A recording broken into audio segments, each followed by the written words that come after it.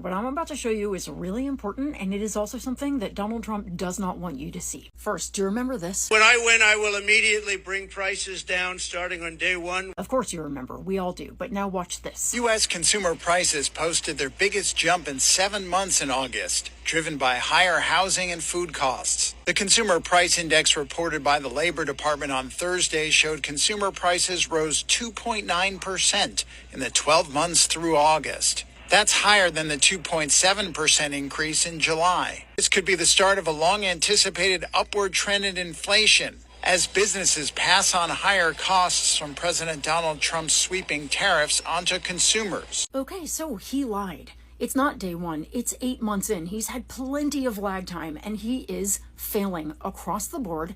Prices are not only not going down, they're going up, and they're going up directly as a result of his policies, his sweeping tariffs, his mass deportations, both guaranteed to crash our economy. Remember, the hate and division are deliberately manufactured to distract you from this, your pocketbook. And if we don't stop fighting each other and start fighting these disastrous economic policies, we are all screwed. Remember the phrase, "It's the economy, stupid"? Trump thinks you're too stupid to remember it. Please do not prove him right.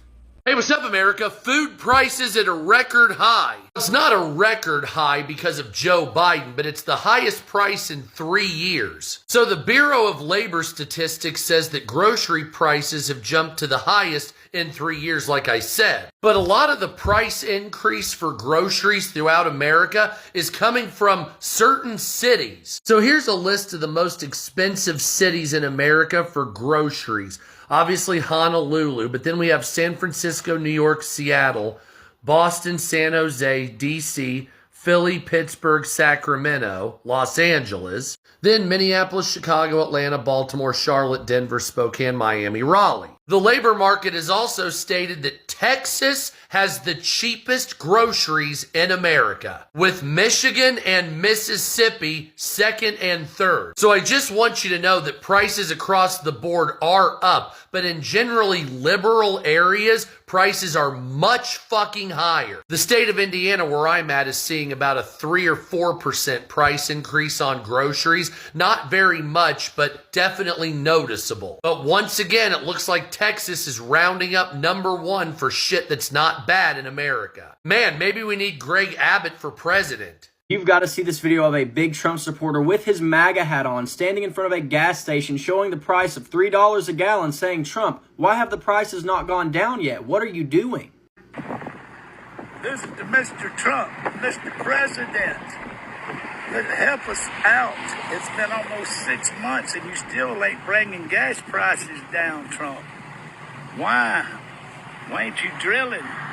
Drill, baby, drill. You know, it's $3 a gallon. And I know the caption he wrote there was kind of cut out, but it says that gas was cheaper when Joe Biden was president, and he's absolutely right. Trump promised us that he was going to lower the cost of all goods and bring down gas prices instantly, as well as end all wars. But of course, he's failed to fulfill these promises, so now all his administration can do is just make up lies. He's claimed to end 7 wars. There's no evidence of that. He says gas prices are $1.99. We know that's not true. And of course, his tariffs are destroying supply chains and increasing inflation. Things have gotten so bad in this country that even his most loyal supporters are starting to see through all of his lies. It turns out when you claim that gas prices are $1.99, people aren't just going to believe that when they go to the pump and see the price of $3 with their own eyes. Politicians like Trump who lie 24/7 need to be called out on it and held accountable. Because we all know Trump never cared about helping the middle class or even planned to. All he wanted to do was help himself and his rich buddies.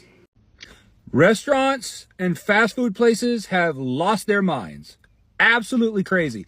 This is my total from the Papa John's app yesterday when I was trying to order for our family a single large pizza, 3 toppings, a single cheese pizza, medium, just cheese, breadsticks, and a 16 count of wings. This is before tip, guys. $98.86. Are you kidding? Like, how do they expect us to live with these prices? This is insanity. Little Caesars, $6. Ready to go. Just go grab 2 of them right there. Walk in and be like, "Hey, I need a couple hot and ready." "Oh, we got a pepperoni and a sausage." "Take them, thanks." Not as good as Papa John's. $12. Look at this.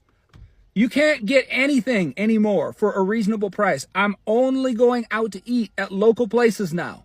We got a bowling alley down the street from our house. It's got a diner on. We are in big trouble, ladies and gentlemen, big trouble. This you need to hear. I want to show you what the national deficit was in January this year, 2025, when Biden left office. Do you see this? It was in the billions. This is for all my MAGA people that keep telling me that Biden did this. Now I want you to see the national deficit that we are today because of Trump. Look at this. We are actually in the trillions. If you did not know, the big, beautiful bill is going to increase that amount another 3 to 5 trillion. But wait, there's worse. In August alone, we spent $688 billion in August 2025. That's what the government spent in August. But wait, we only brought in half of that. Half of that. We spent double what we brought in August. This has nothing to do with Biden. This is how much debt every single person in the United States of America is in from the national deficit. It is almost $110,000. Just remember, Republicans did that. There are a few things we should never forget. One of which, of course, is that they need to release the Epstein files in full. The other is that Donald Trump will never pass up an opportunity to embarrass our nation and try to push his own violent agenda. Because remember, shortly after Charlie Kirk passed away, he made a major announcement in the Oval Office that he was doing investigations into people on the left and that radical left violence was out of control, even though he didn't know at the time that the shooter was a conservative. But that doesn't matter, because they're already trying to push the narrative that somehow Tyler Robinson was a radical leftist, even though his entire family said he was a conservative and their entire family was MAGA. But like I said myself on here a few days ago, even before Tyler Robinson turned himself in, that no matter what, they were going to whitewash it and try to make it sound like the person was on the left, even if they weren't. But Trump's confession is actually quite interesting, because once again he's saying Republican lives are the only ones that matter, and any violence that is done by people on the right doesn't matter. Because he pardoned all the people at January 6th who were smashing windows, rubbing shit on the walls, and trying to unalive politicians, including his own vice president. He called the Yahtzees marching through Charlottesville very fine people. Instead of any attempt to unify the country or bring people together, he always chooses divisive, violent rhetoric, and continues to show people that anybody who disagrees with him or his ideology, he doesn't give two shits about. Then again, he's also already admitted that he doesn't care about the people who do follow him. Even recently, accidentally, admitting that the people who listen to him are stupid. Smart people don't like me, you know, and they don't like what we talk about. And now, even though since Donald Trump's first presidency, right-wing hate groups in this country have more than doubled, and since he took office the first time, right-wing extremist murders happen 100 times more than left-wing ones, he just wants to deflect any attention away from his own authoritarian bullshit and pretend that once again the person who committed the atrocity was somehow a far leftist and not, in fact, a follower of hateful conservative rhetoric. If you need kind of a dumbed-down, simplistic version of what's happening in the United States right now, I got you covered. We're going to use my very most favorite thing in the world, ice cream. First, you got Group A. Group A is a firm believer in vanilla ice cream. Vanilla, hardcore, all they want, vanilla. You got the other group that's like, well, great. I mean, there's nothing wrong with vanilla. There's not.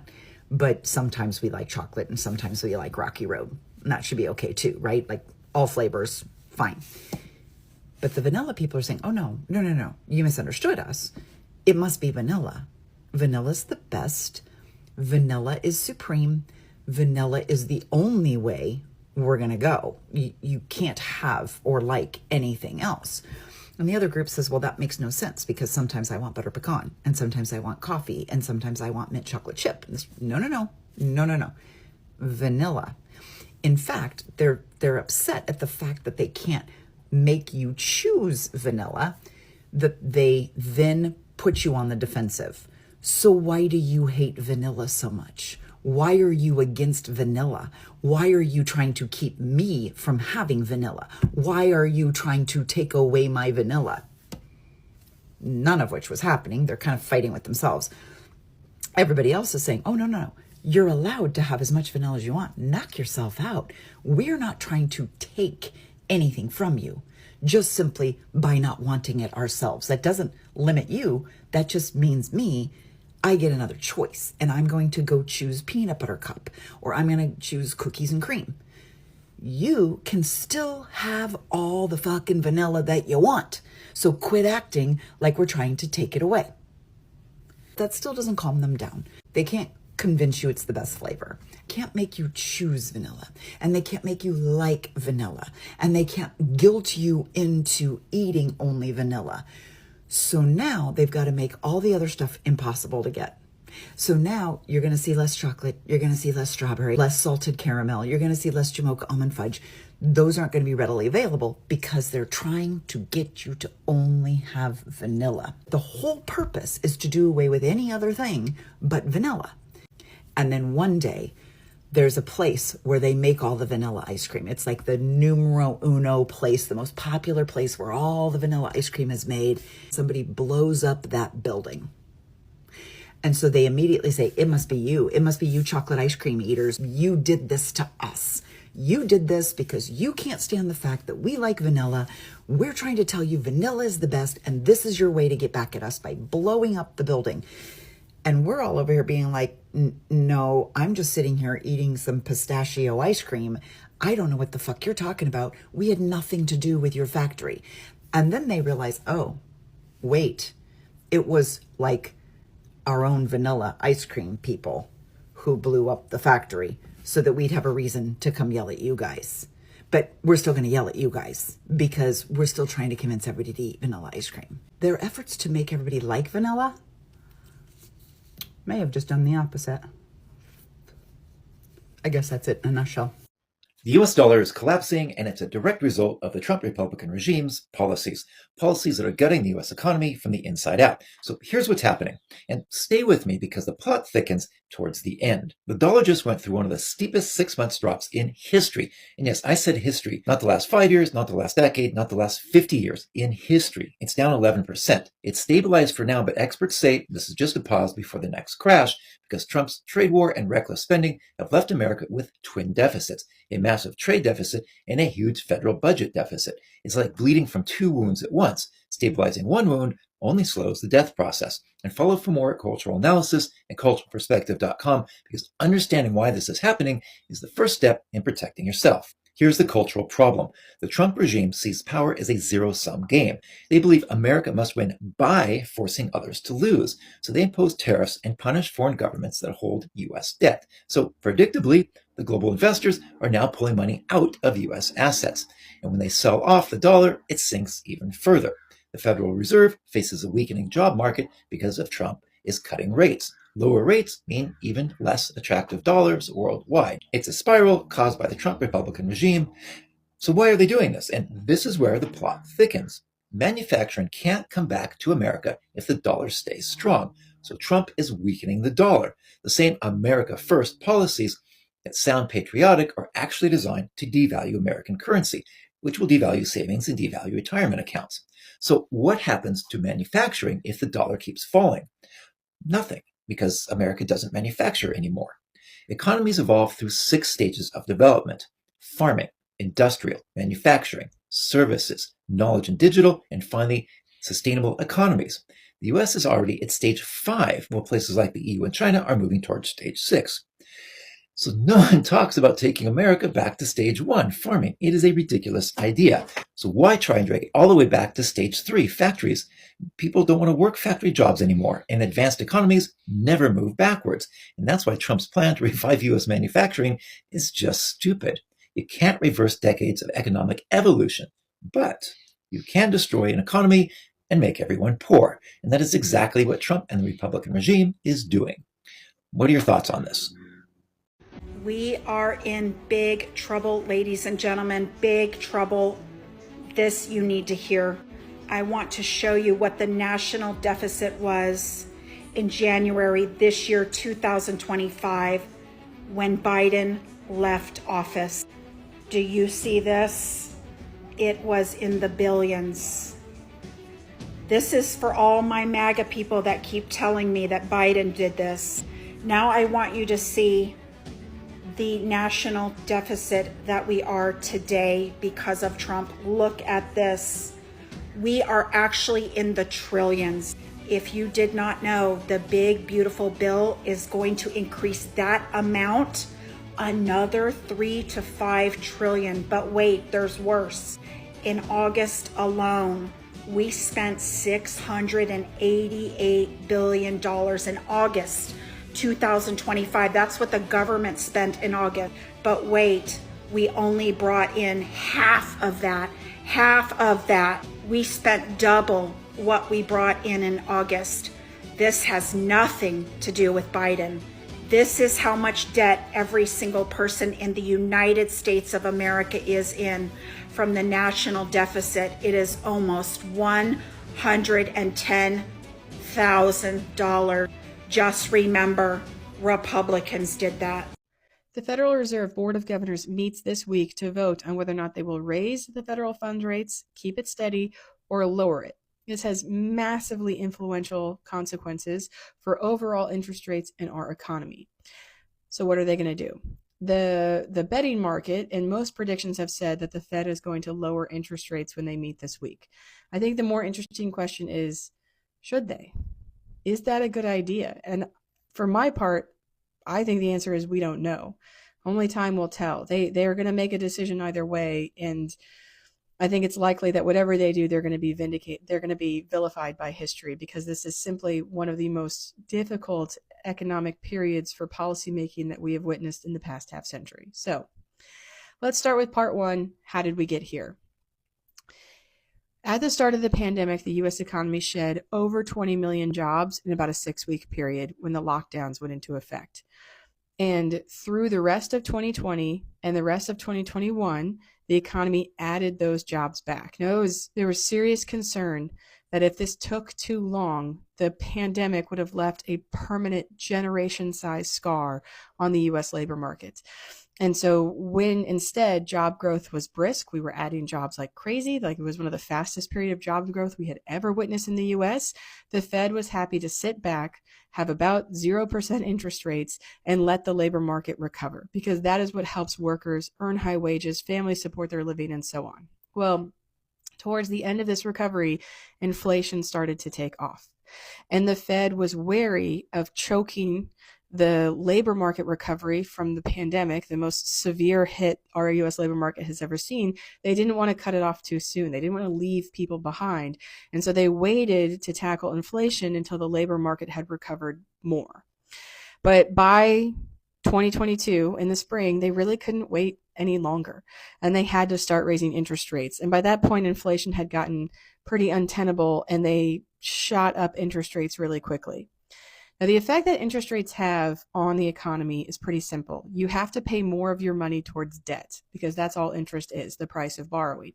If you have to pay more money towards borrowing and debt, you have less money for other things. It basically forces you to spend less on other goods in the economy. But if all of us are forced to spend less on other goods in the economy, it reduces price growth and price pressure because demand has fallen.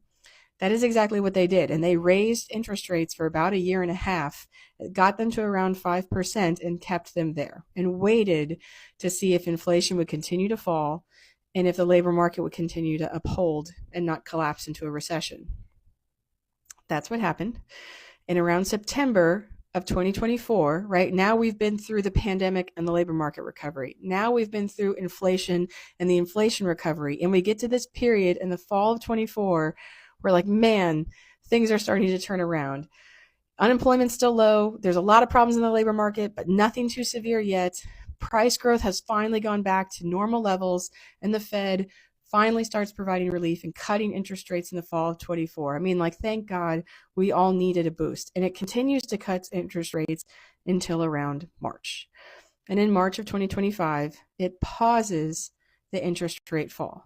Its plan is to basically cut interest rates in order to make sure that the labor market doesn't fall into recession. So long as price growth doesn't take off, it can keep doing that. But in April of 2025, which is April of this year, President announced a sweeping trade war on almost every country that we trade with in the Rose Garden, saying that tariffs in the United States will go to levels not seen in almost a century. Up goes tariffs. That puts the Fed in a place where they can't just keep lowering interest rates, because if there is one prediction of what tariffs will do in an economy, it's raise prices. And if it raises enough prices, inflation will take off. And over the past 6 months, the Fed has not raised interest rates, but has not lowered interest rates, but held them steady as they wait to see the effect that tariffs will have on the economy. Now, that could be an easy decision if that were the only problem, right? If we just hold inflation, we hold interest rates steady. If inflation goes up, we raise them again. If inflation doesn't go up, we can keep lowering them. But as they're waiting for the tariff effect on inflation, or the tariff inflation, to be realized, the labor market is deteriorating. And you've seen this in your life. You've probably seen this if you apply for jobs. We're getting more and more red flags from the labor market that it's not holding up under the pressure anymore, because tariffs also hurt businesses. They hurt employers, and they make it hard for businesses to plan and hire, especially the tariffs that we're under right now, which have changed their policy dozens of times. I mean, it's not as if the tariffs, if a single tariff announced on April 1st is still the tariff that we have today, or if there's any type of certainty for businesses. So even as the pressure to raise interest rates because of tariff inflation is mounting, the pressure to lower interest rates because of tariff stagnation, that's also mounting. So the real question is, who is the Fed going to serve? Are they going to lower interest rates in order to help the labor market? Or are they going to raise interest rates in order to make sure price growth doesn't take off? Tariffs are basically predicting harm in both directions. Tariffs will hurt the economy. They hurt business. They increase the cost of business. They hurt the ability to hire, and they could cause layoffs. You have to lower interest rates. Tariffs will increase prices. That price growth can escalate really quickly, and we don't know how long it'll take for all of the tariff inflation to take effect. So you have to raise interest rates in order to keep this price growth under control. Which one are they going to do? When I say that this is one of the most unique and difficult times the Federal Reserve has ever made policy, it's all compounded by the fact that the president is not being very presidential. And, with the exception of Richard Nixon, no matter how much a president hates the Federal Reserve and what they're doing and the pain that they're causing the economy, they take a step back and let these people do their job, because economic security comes first and popularity comes second when it comes to the Federal Reserve. Not so for this president. He's mounted an unprecedented campaign politically and personally attacking the Fed, saying openly that he wants to take it over and have it answer to him as opposed to the economy. And he wants interest rates lowered because he doesn't want people to feel the labor market pain that his own policies are causing. This is having your cake and eat it too, but it puts the Fed in a pretty dicey position, because now, there is legitimate reason to lower interest rates given economic data and weakness in the labor market, but are they lowering it for that reason, or are they lowering it for political pressure? If they lower it because of perceived political pressure, their accountability and their integrity and reliability are gone. But the last time we had stagflation in the 70s, one of the big sweeping policy conclusions of how the Fed performed at this time was that they were not clear on their policy. And through the 70s, if you look at the federal funds rate, they went up and they went down and they went up and they went down, and they were basically oscillating between oh, the labor market's bad, we should lower rates. Tariff is bad, we need to raise them again. Labor market's bad, we're going to lower them again. And the economic situation basically got out of control to the point where inflation hit the double digits, almost double anything we experienced a couple of years ago. And as a result, interest rates had to get to enormous levels. So if you are a boomer, or if you've ever talked to one, they are dying to tell you the mortgage interest rate they got on their first home in the 80s. And they'll be like, I got 14 and I thought I was lucky.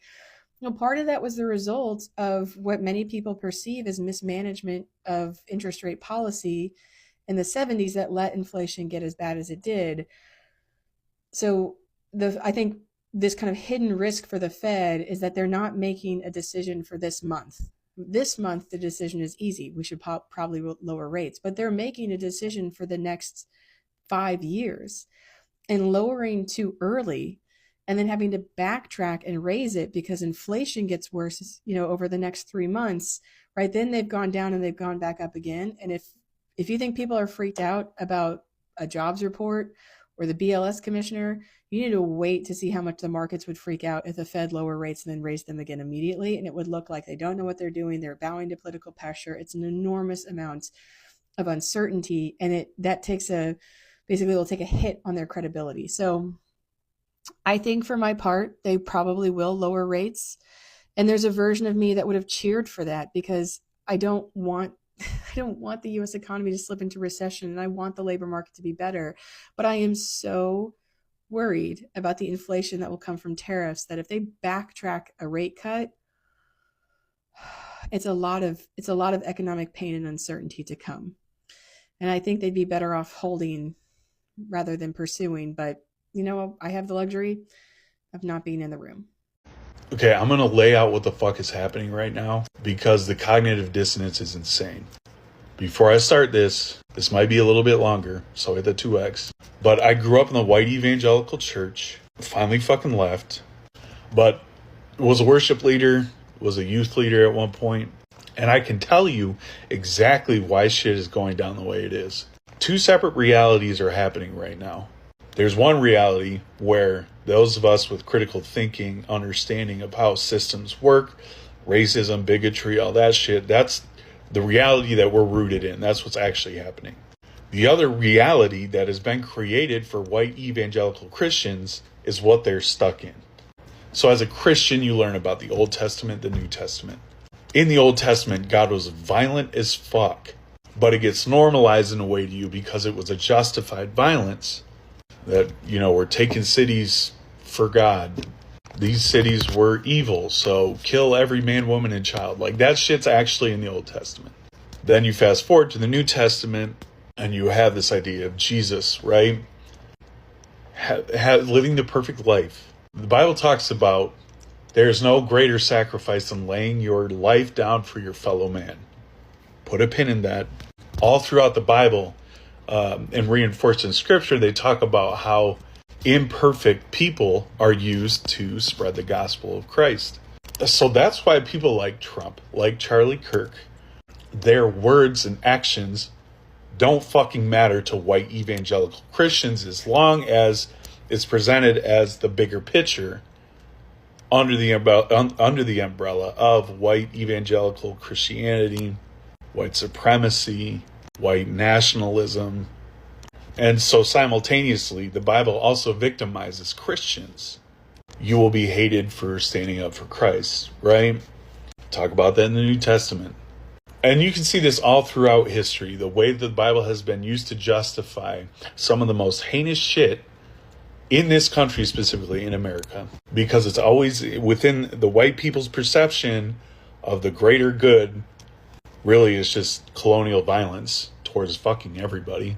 But when you as a white person, as a white evangelical Christian, can be both the leader of moral and ethical truth and simultaneously be the victim of anybody that doesn't believe like you do, and package it under this idea of unconditional love, while simultaneously telling people they'll go to hell if they don't believe the same thing you do. You create a narcissistic cycle, right? So then I can, as a white evangelical Christian, get away with any bullshit as long as I ask for forgiveness. And the greatest sin, unforgivable sin, is denouncing Christ, right? Everything else, 10 Commandments, they don't really give a fuck about that. They want to put it up in school, but you see white evangelical Christians, white supremacists carry out violence all the fucking time, but it's justified. Because I can't see other people as human in their full humanity if they do not align with what I stand on, with my beliefs. The Bible talks about there's only one way into heaven, and that's through Jesus Christ. And so when we have people, again, like Donald Trump and Charlie Kirk, if they are preaching this or throwing this shit out there, sticking it to the wall, Christians are going to eat that shit up. And then it clicks in their brain that these men, now mind you, in a Christianity, it goes Jesus, men, everybody else underneath. So when you have these white evangelical men perpetuating these narratives, perpetuating this bigotry, it reinforces their beliefs, reinforces their victimization, reinforces that they will be oppressed because they're standing up for morality and ethics. So it feeds into the cycle of white supremacy, right? There's only one right way. Worship the written word, the Bible. Like the list, you can tie it all together in the list of the core tenets of white supremacy. And so they operate in this different reality that they have created for themselves, where they can carry out and speak out any type of violence, support it, repent for it, move on with their lives, while simultaneously be the victim if anyone holds them accountable for the fucked up shit that they do. And if you are trapped inside the cult of white evangelical Christianity, they make it feel like every single thing that is not the same as you is a threat to your existence. So again, going back to the New Testament where it talks about, the greatest sacrifice a man could do is lay his life down for his fellow people. You have now martyred, like Charlie Kirk. Doesn't matter how fucking racist, sexist, homophobic, xenophobic, ageist, the list goes on. If he was still standing for truth or pushing the gospel of Christ, then it's okay to them because God uses imperfect people. And so when the communities that have been actively harmed by the rhetoric and narratives that come out of the far right say, hey, that shit is hurtful to us. This creates violence towards us, and we don't appreciate it. Even if that's all that's said, then all of a sudden, white evangelical Christians look at that and they equate it to hate for the way that they navigate life. That's why they are overreacting, because they will hold humanity only for white people and truly only for white evangelical Christian men. And so when something happens to a godlike figure, they view it as an attack on their entire identity. And when you have an identity that is strictly based in hatred and bigotry, knowing you could lose your life, will literally turn white people fucking feral. And that's what's happening right now. They can't see humanity and all these other, that's why we lay all this shit out with all the other atrocities, Palestine, Congo, Sudan, black indigenous people of color being violently hurt by the government, like dude, it's so long, but it doesn't apply to them. But now the one person that looks like them, that pushed all their fucking harmful narratives that they could hide behind, is gone. The mask is gone. And when they chose to openly mourn this man, they unintentionally told everybody that they are also fucking white supremacists. And so a lot of white people are fighting themselves in the fucking mirror right now. And they cannot stand to look at ourselves as a collective in the face.